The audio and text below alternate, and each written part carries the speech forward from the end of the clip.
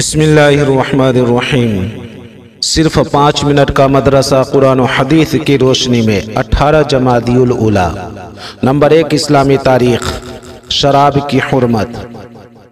اللہ تعالیٰ نے مسلمانوں کو اسلامی ماحول میں زندگی گزارنے اور احکام الہی پر عمل کرنے کے لیے مدینہ کا سازگار ماحول عطا کیا تاکہ زمانے جاہلیت کی تمام رسموں اور بری عادتوں کو ختم کر کے اسلامی معاشرے کا عملی نمونہ دنیا کے سامنے آ جائے۔ ان کی سب سے بری عادت شراب نوشی تھی۔ اس کی محبت عربوں کی گھٹی میں پڑی ہوئی تھی۔ چنانچہ شراب اور جوئے کے بارے میں پہلا حکم 3 ہجری میں نازل ہوا کہ اس میں بھلائی کے مقابلے میں برائی اور گناہ زیادہ ہے، حتیٰ کہ عقل و ہوش تک کو ختم کر دیتی ہے۔ چنانچہ بعض لوگوں نے اسے چھوڑ دیا۔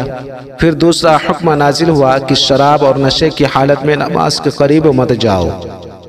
چنانچہ صحابہ کرام نے اس کو ترک کر دیا کہ جب نشے کی حالت میں نماز نہیں پڑھ سکتے تو اس سے بچنا چاہیے۔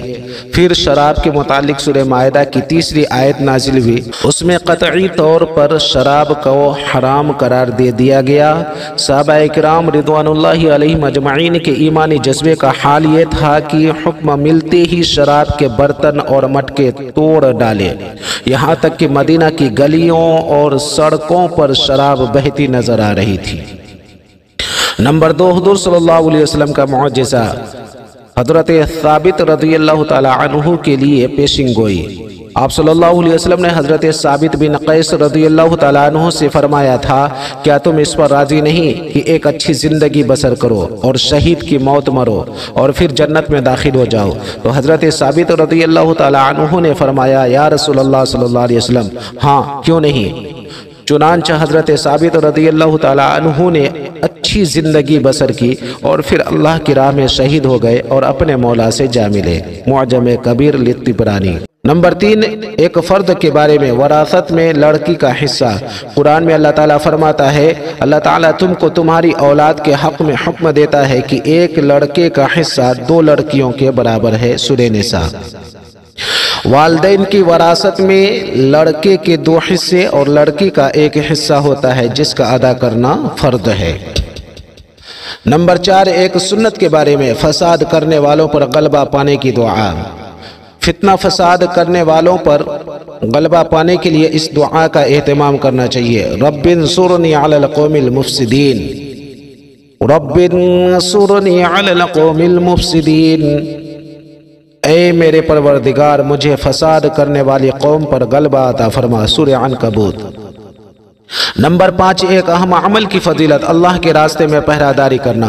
رسول اللہ صلی اللہ علیہ وسلم نے فرمایا، اللہ کے راستے میں ایک رات جاگ کر پہرہ دینا 1000 راتوں کی عبادت اور 1000 دنوں کے روزوں سے زیادہ افضل ہے۔ مستدرک حاکم۔ نمبر 6، ایک گناہ کے بارے میں منکرین کا عذاب۔ قرآن میں اللہ تعالیٰ فرماتا ہے، جو لوگ ہماری آیتوں کا انکار کرتے رہے ہیں تو وہی بدبخت ہیں جن کو بائیں ہاتھ میں نامہ اعمال دیا جائے گا، ان پر چاروں طرف سے بند کی ہوئی آگ کو مسلط کر دیا جائے گا۔ سورہ بلد۔ نمبر 7، دنیا کے بارے میں اپنے بیوی بچوں سے ہوشیار رہو۔ قرآن میں اللہ تعالیٰ فرماتا ہے، ایمان والو، تمہاری بعض بیویاں اور بعض اولاد تمہارے حق میں دشمن ہے تو تم ان سے ہوشیار رہو۔ سورہ تغابن۔ بیوی بچے بعض مرتبہ دنیاوی نفع کے لیے خلاف شریعت کاموں کا حکم دیتے ہیں۔ انہی لوگوں کو اللہ تعالیٰ نے دین کا دشمن بتایا ہے اور ان کے حکم کو پورا نہ کرنے کی ہدایت دی ہے۔ نمبر 8، آخرت کے بارے میں جہنم کی آگ کی سختی۔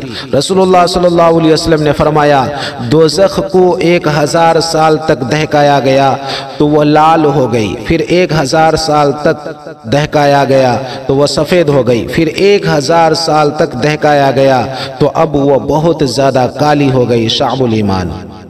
نمبر 9، طب نبوی سے علاج، طبیعت کے موافق غذا سے علاج۔ رسول اللہ صلی اللہ علیہ وسلم نے فرمایا، جب مریض کوئی چیز کھانا چاہے تو اسے کھلاؤ۔ کنز العمال۔ جو غذا چاہت اور طبیعت کے تقاضے سے کھائی جاتی ہے وہ بدن میں جلد اثر کرتی ہے، لہذا مریض کسی چیز کے کھانے کا تقاضا کرے تو اسے کھلانا چاہیے۔ ہاں اگر غذا ایسی ہے کہ جس سے مرض بڑھنے کا قوی امکان ہے تو ضرور پرہیز کرنا چاہیے۔ نمبر 10، نبی پاک صلی اللہ علیہ وسلم کی نصیحت۔ رسول اللہ صلی اللہ علیہ وسلم نے فرمایا، جو آدمی اللہ اور یوم آخرت پر ایمان رکھتا ہو اسے اپنے مہمان کا اکرام کرنا چاہیے۔